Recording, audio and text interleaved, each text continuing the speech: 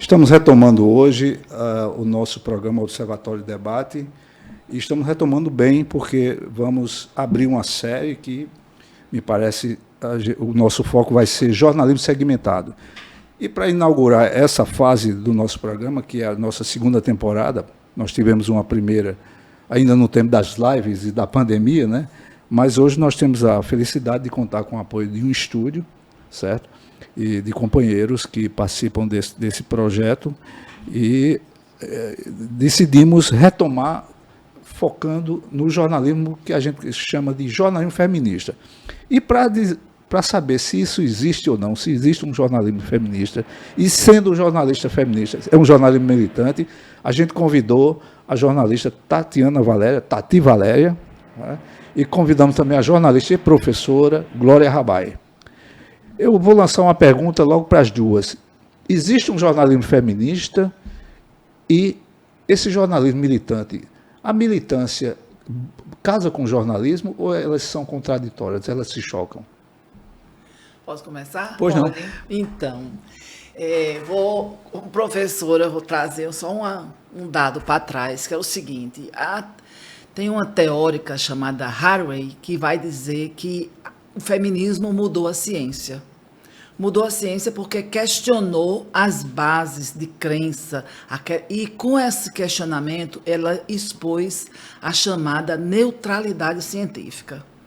E aí eu vou dizer a mesma coisa, que o feminismo está mudando o jornalismo, porque também está questionando essa base, esse mito que é a neutralidade jornalística. Então, o que é para mim o jornalismo feminista? Para mim é um jornalismo que questiona uma pseudoneutralidade, assume o corpo de dizer assim, eu estou aqui falando de um lugar de mulher e reconheço nessa matéria e na forma de abordá-la valores machistas ou não, libertadores ou não.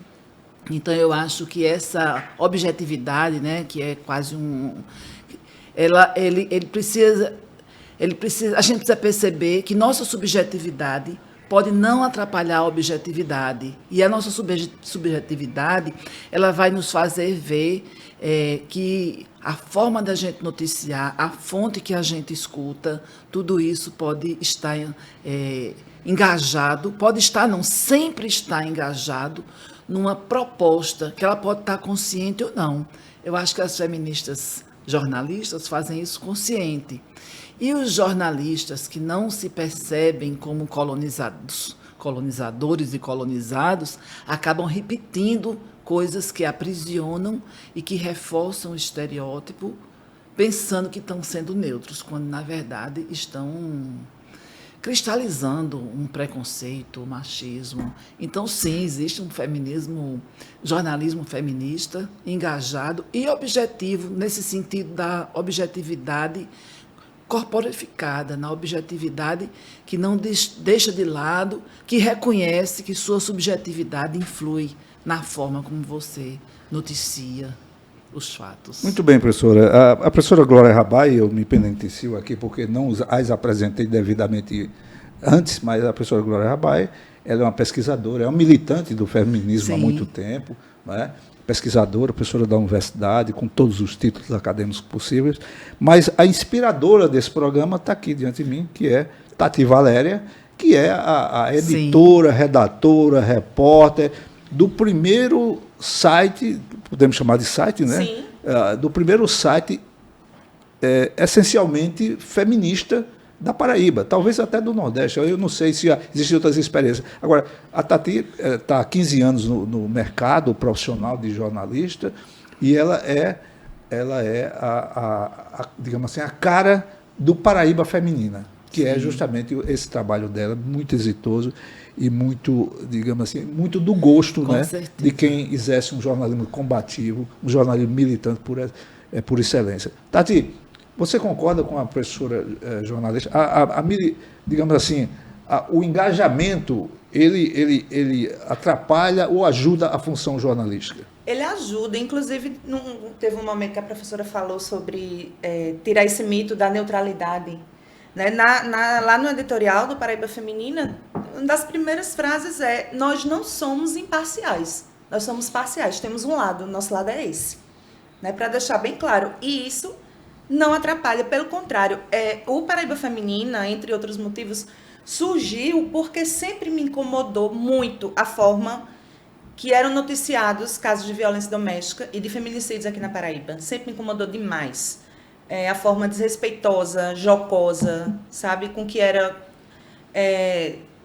noticiado esses casos. E eu queria dar...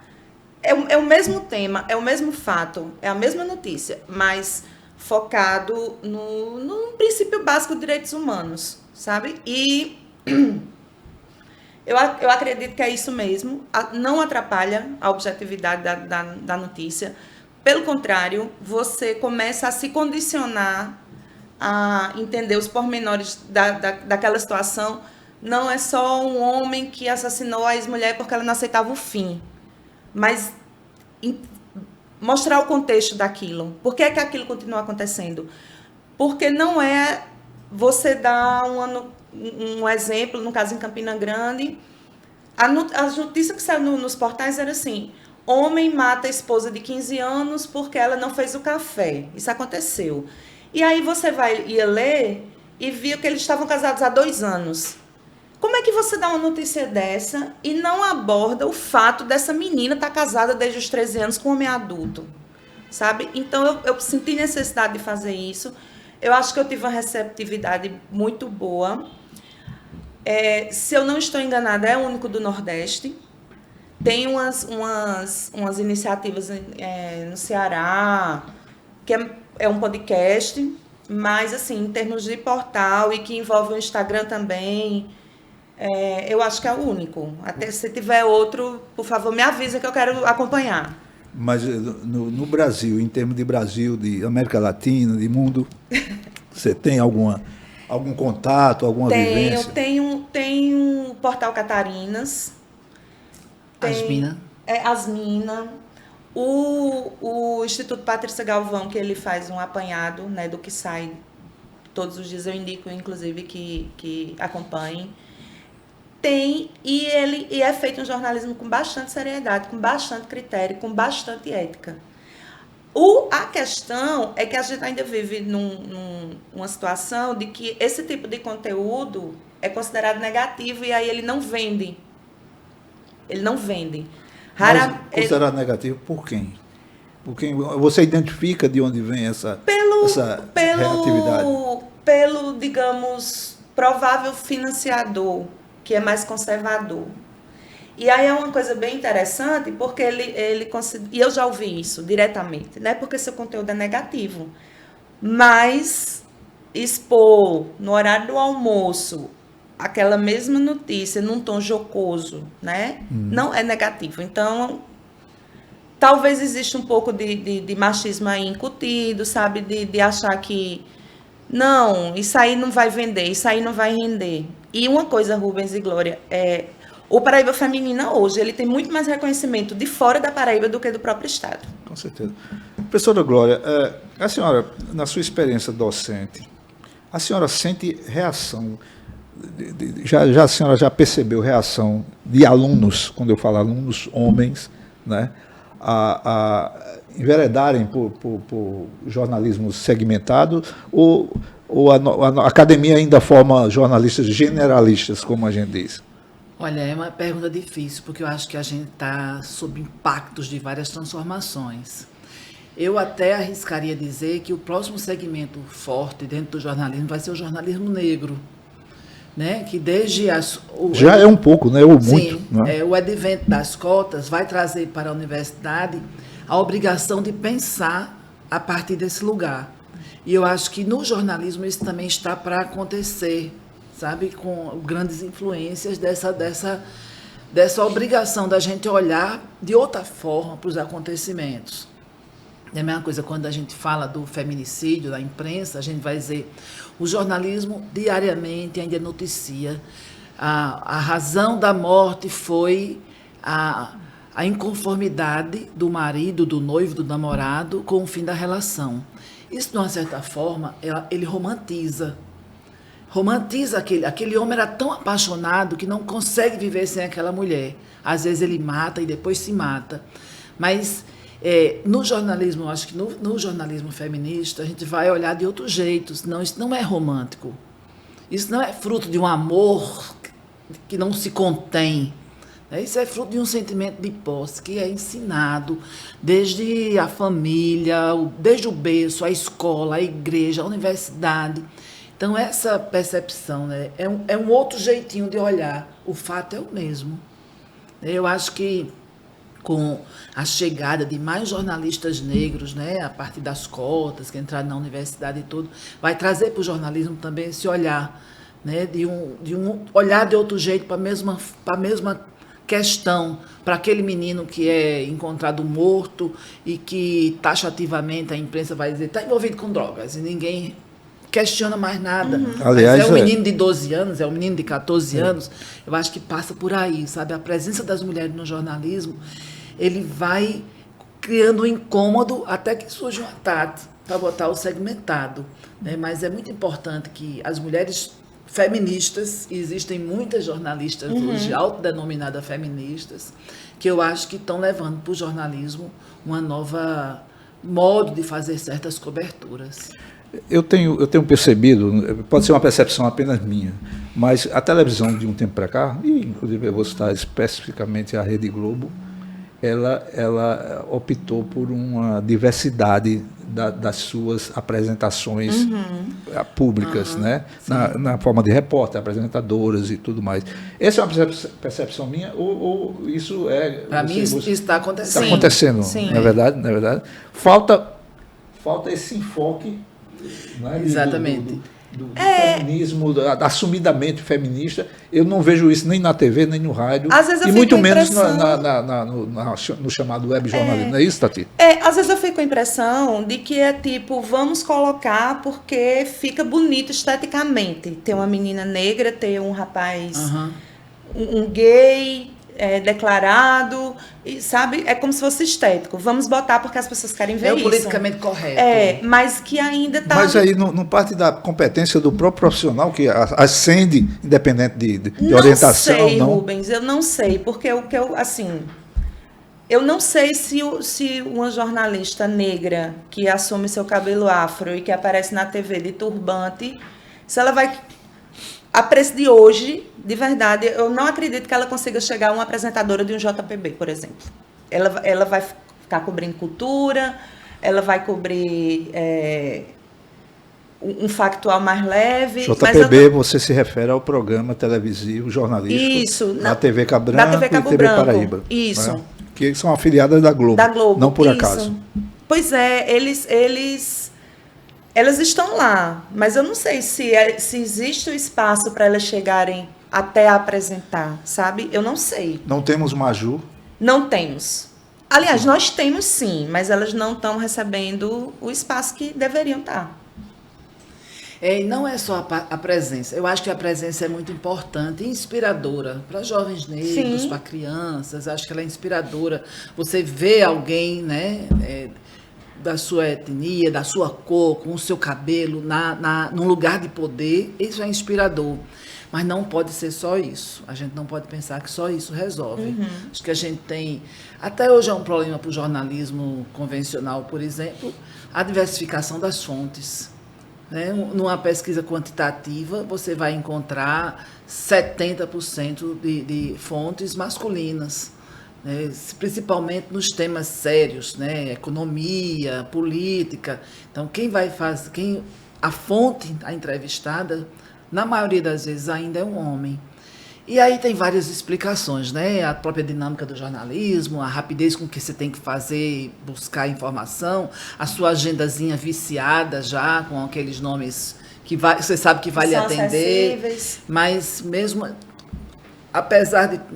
assim, não há explicação que ainda hoje as mulheres sejam 18%, 16% das fontes dos temas. E isso, pesquisa do Intervozes recente tem mostrado que as mulheres ainda não são buscadas como fonte. Eu lembro da eleição para prefeito, a última, e que tinham várias... Vamos fazer uma mesa redonda, chamar jornalistas de política, eu não lembro de ter visto nenhuma mulher. E a gente tem aqui na Paraíba, a gente tem em João Pessoa, mulheres que têm uma visão, assim, muito bem feita e bem construída sobre o processo político e elas não são chamadas.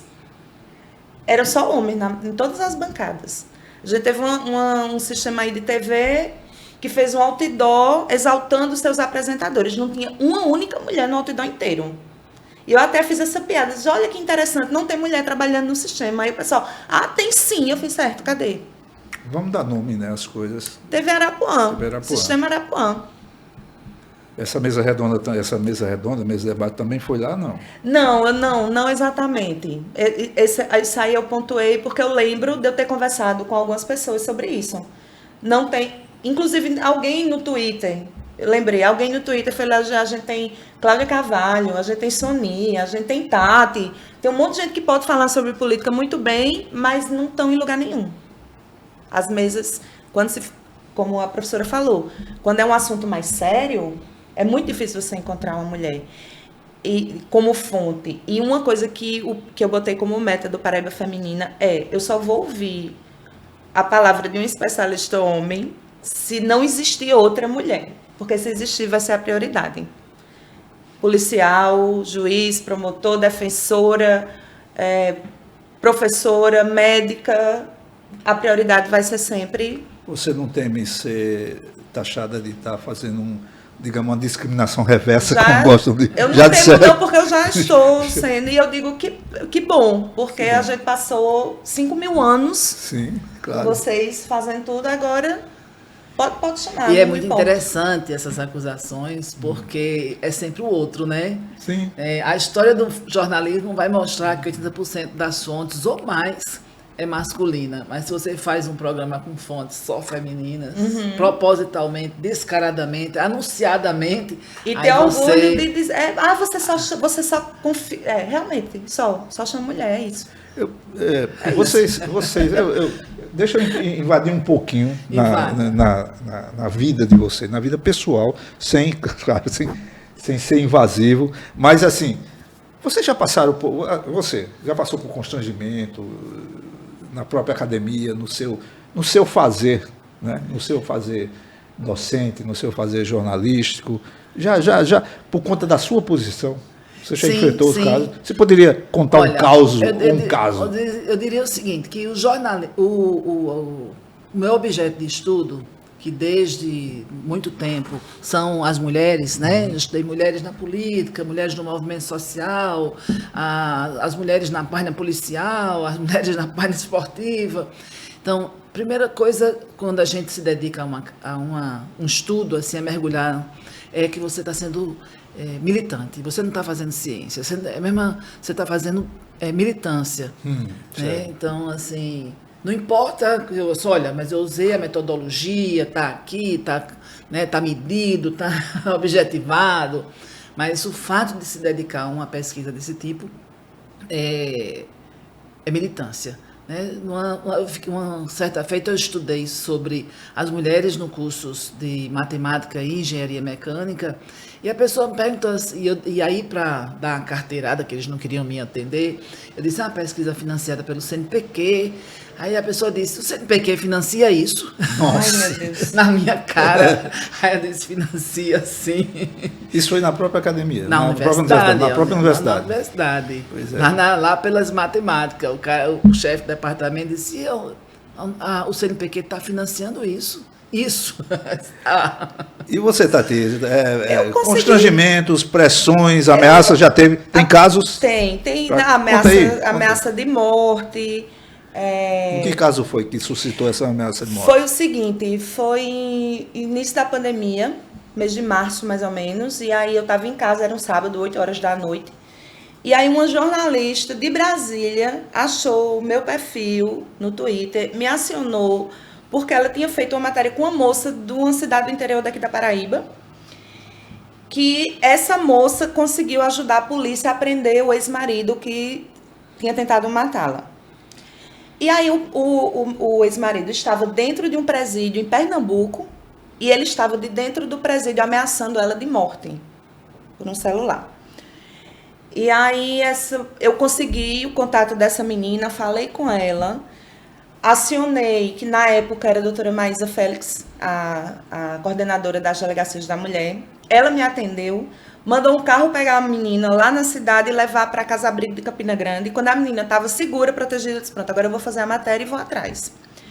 E aí eu falei com a Secretaria de Segurança lá de Pernambuco, foram até a cela, encontraram o celular com o detento lá, e ele sofreu uma medida administrativa dentro do presídio que eu não quis nem saber qual era. E aí, alguns 2 meses depois, eu recebo uma ligação no meu celular e era o irmão dele me ameaçando de morte. Nossa. E aí foi todo um caos. Então alguém passou seu contato, né? Com toda certeza. E alguém que... Aí Suspeitas da própria polícia. Sim, aí eu tive que ir atrás do promotor que estava cuidando do caso, atrás da juíza. Ela me incluiu no inquérito. Enfim, ele 1 ano depois, esse rapaz já está ele está com a tornozeleira, ele não mora lá numa cidade do interior de Pernambuco, não pode sair de lá. Eu me mudei de apartamento. Por conta disso? Também, né? por conta disso. Essa foi uma... quando eu me filtrei lá no acampamento dos bolsominions, né, que eu me fantasiei de bolsominha, arrumei uma camisa de Neymar emprestada, vesti e entrei. E fotografei, e conversei, e tentei saber de onde estava vindo. Acampamento, só para situar. Ah, sim. Foi aquele, depois das eleições, que os aqui no quartel do isso, grupamento de engenharia. Em frente ao grupamento de engenharia. As pessoas de João Pessoa. Que eles ficaram lá. E aí eu consegui flagrar policiais fazendo selfie com eles. Eu consegui descobrir quem alugava os banheiros. Eu peguei muita informação. E aí me descobriram.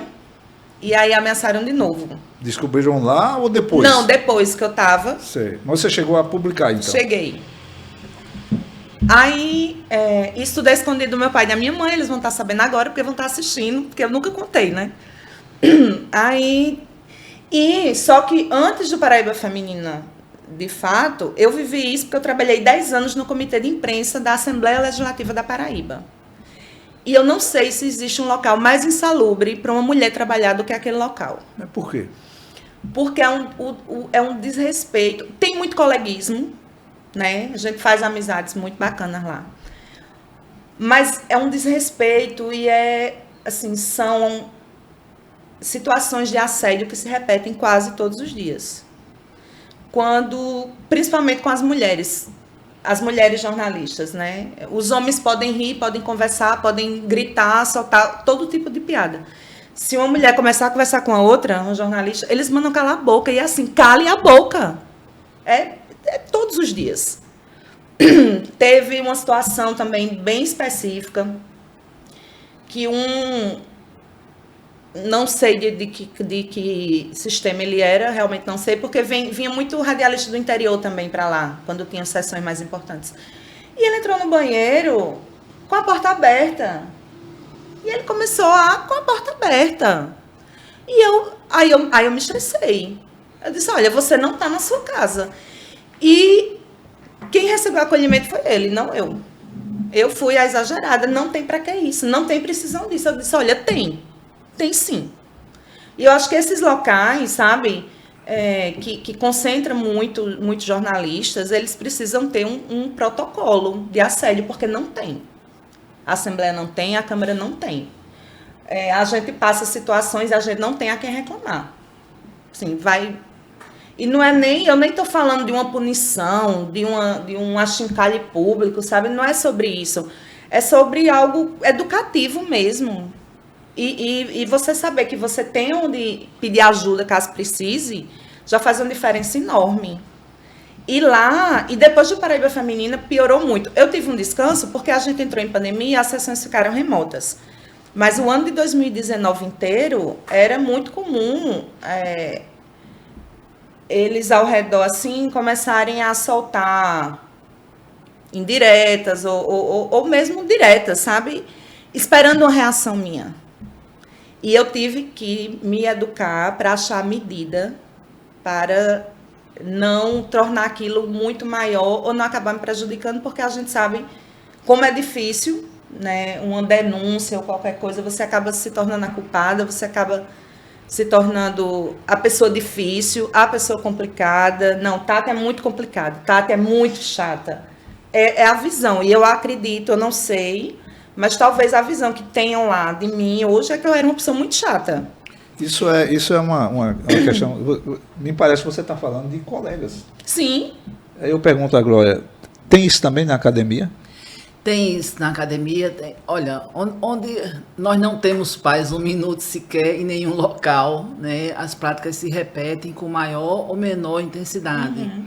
Para mim é muito interessante a gente pensar, tanto na academia como nas redações, que a repetição de certas práticas, e eu falo da redação não por experiência própria, mas porque o ano passado fiz uma pesquisa com mulheres jornalistas, perguntando a vivência dela enquanto mulher dentro das redações, dentro dos ambientes de trabalho, né? E é muito comum essa... Foi aqui, professor? Aqui em João Pessoa, mulheres jornalistas da Paraíba que atuaram em João Pessoa. É muito comum esse tipo de relato.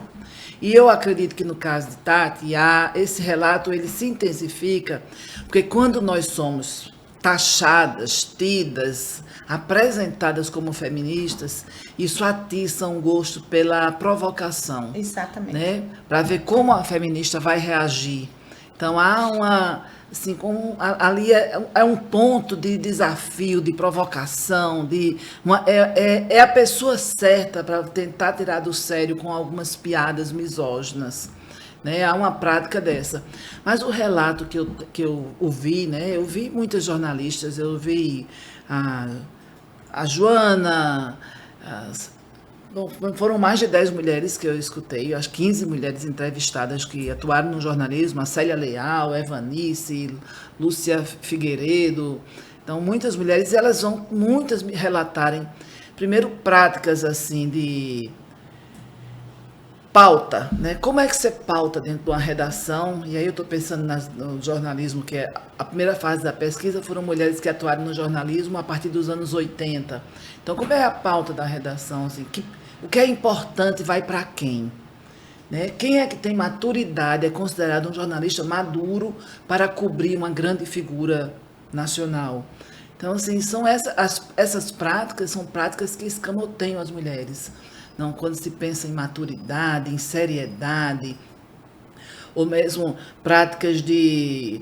A Juliana, que foi a menina do esporte aqui, a primeira coisa que fazem quando ela chega na redação é: essa roupa não está boa, o cabelo estira, clareia o cabelo para dar luzes, para iluminar seu rosto, sua interferência direta na vestimenta, no jeito de se maquiar, no jeito de se vestir, de pentear o cabelo. Então isso... no jornalismo, isso passa um pouco despercebido como se fosse um ethos do próprio lugar, né? Principalmente o televisivo, exige da mulher uma aparência de um modo muito mais incisivo do que dos homens.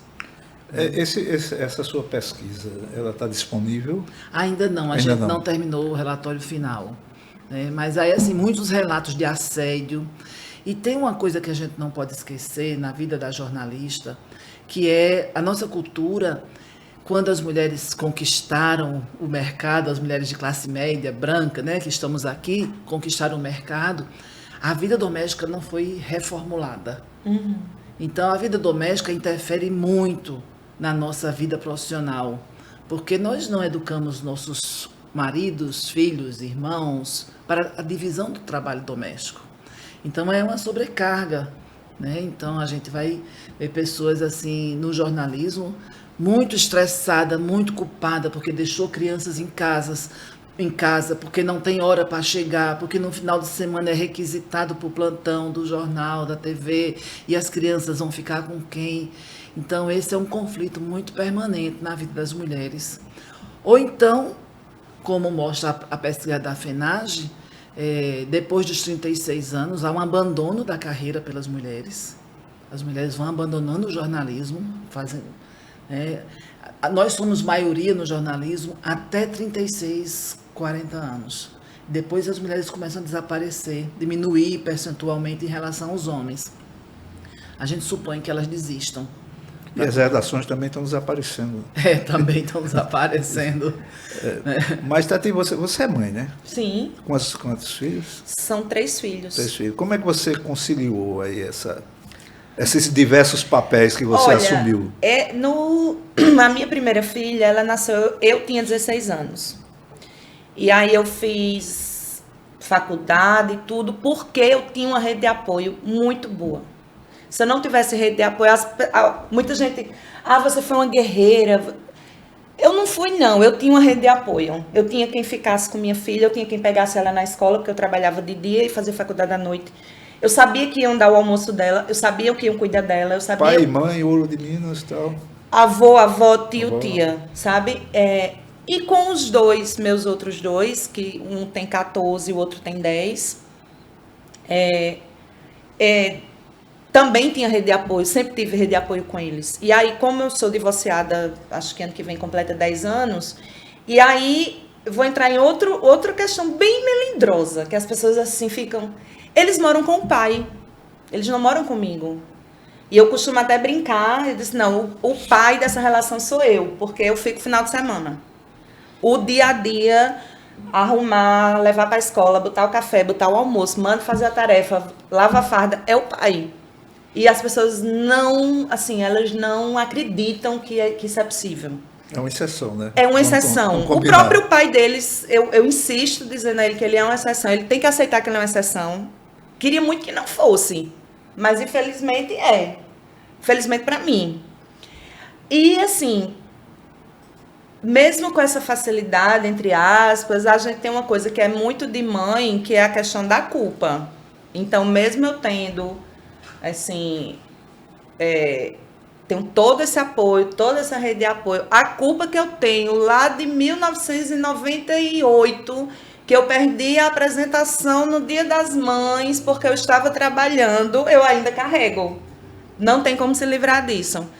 Mas, assim, eu só consigo dar conta porque eu tenho rede de apoio. Se não for isso, e é uma coisa que as pessoas ou não entendem, ou não aceitam, ou não se colocam. Você não quer estudar? Você não quer trabalhar? Então te vira. Esse aspecto fez parte da tua pesquisa, não? Da multiplicidade de papéis que a mulher assume na vida adulta. Sim, elas vão sempre relatar isso, as mulheres jornalistas vão sempre relatar essa dificuldade, né, de lidar com as várias demandas, né, pessoas que vão entrar em...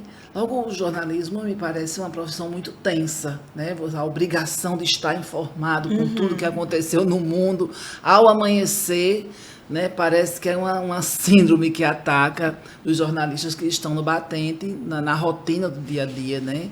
E isso, quando se soma com o horário de escola, dever de casa, roupa lavada, administração das refeições, leva e traz das crianças, isso geralmente tensiona, né, muito mais. Verdade. Eu tive uma experiência na universidade, onde eu trabalhei durante muito tempo, e eu fui assessor de comunicação durante muito tempo também. E foi num período que houve o chamado enquadramento funcional de pessoas que eram contratadas como seletistas, né, e passaram a pertencer ao quadro. E nessa transposição, eu tive que convencer internamente, dentro da administração, que existia uma jornada normativa de jornalista, que era de 5 horas. E eles achavam muito estranho. 5 horas? Que história é essa? Que privilégio. Aí já entendo como privilégio, né?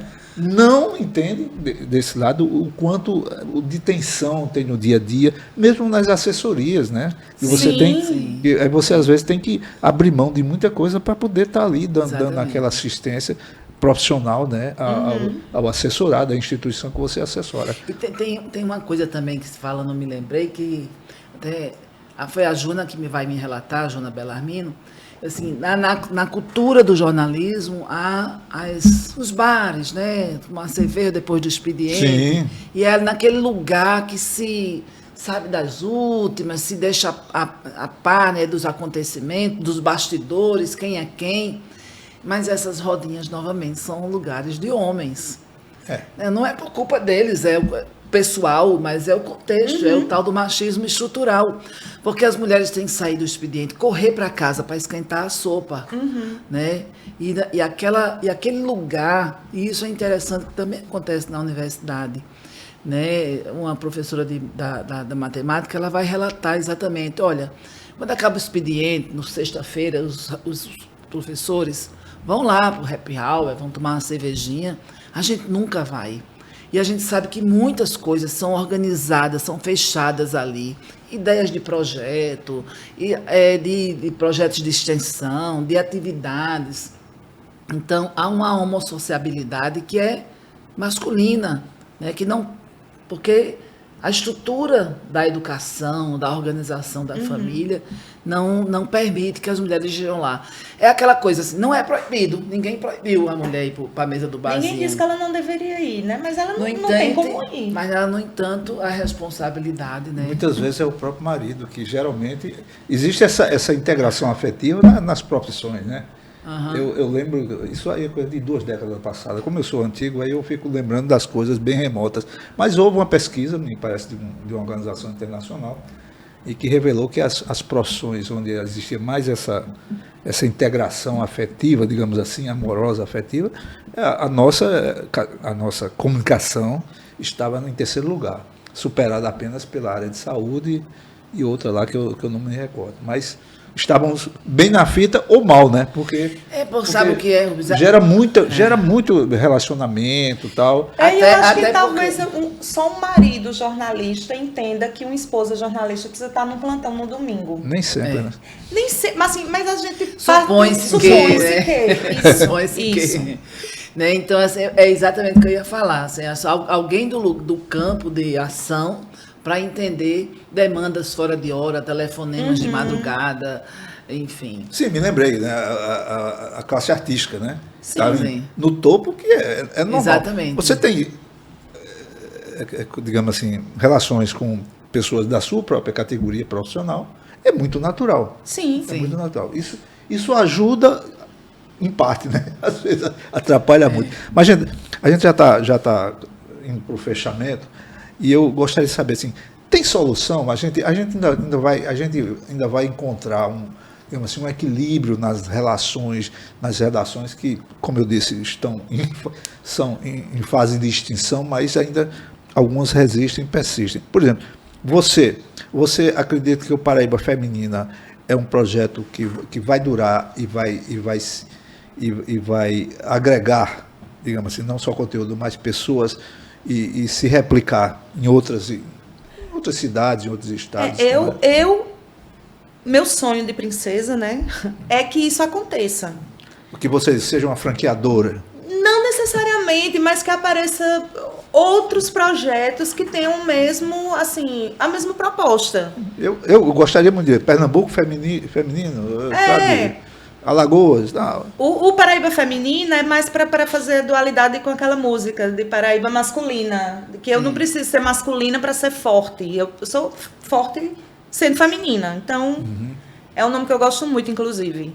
Mas eu queria que se replicasse, que não precisasse partir de mim, sabe? Que as pessoas vissem aquilo, eu acho que pode dar certo. Bora fazer aqui. Uma rede, né? Uma rede, sabe? Eu queria muito. E queria muito que o Paraíba Feminina crescesse mais, para que eu pudesse também agregar mais gente comigo. Porque eu só não tenho mais gente comigo porque quem está é voluntário. Mas eu acredito que sim, sabe? Eu acredito que a gente tá...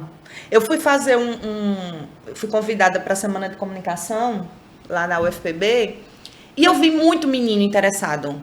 Eu digo menino também porque para mim ainda é menino.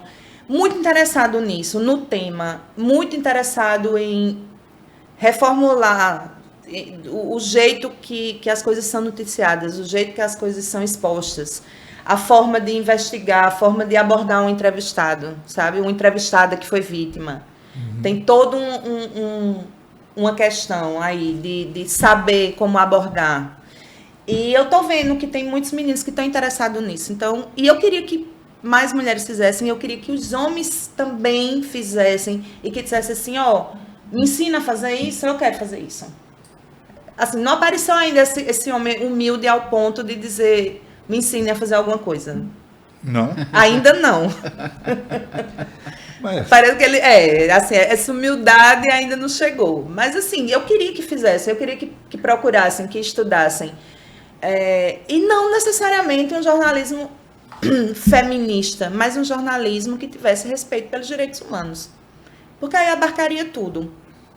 Mas, óbvio, se tiver mais feminista, que seja mais feminista. Você quer que mais mulheres... É exatamente isso, eu quero que mais mulheres apareçam. É sobre isso. professora, temos salvação? Temos. A gente não pode perder a fé, né? Exato. Acho que sim. Enquanto tiver gente acreditando que pode fazer diferente, que pode mudar, ainda há salvação. Só vai parar de ter quando a gente desistir de fazer diferente, né? De Verdade. questionar o que está acontecendo. E como eu acho que isso é muito improvável, o ser humano tem essa questão de questionar, de criticar, buscar a inovação, trazer o novo. Então, acho que a gente tem salvação, sim. Ok, eu agradecendo já a vocês e dizer que nós teremos outros programas. A ideia é fazer programas semanais, né? Programas semanais. Na próxima já vamos querer abordar digamos assim, um jornalismo policialesco. Não sei, porque, Vou assistir com bastante interesse vai esse ser próximo. pronto, bastante interesse. E assim, já temos inclusive uma pauta sugerida aí pelo professor Edônio, que é do jornalismo esportivo, com o enfoque nas colegas, né? Juliana, ele sugeriu. O Juliana parece uma moça da CBN, eu não sei. Ela está na CBN agora. Tá Ela na CBN, ela né? fez uma dissertação.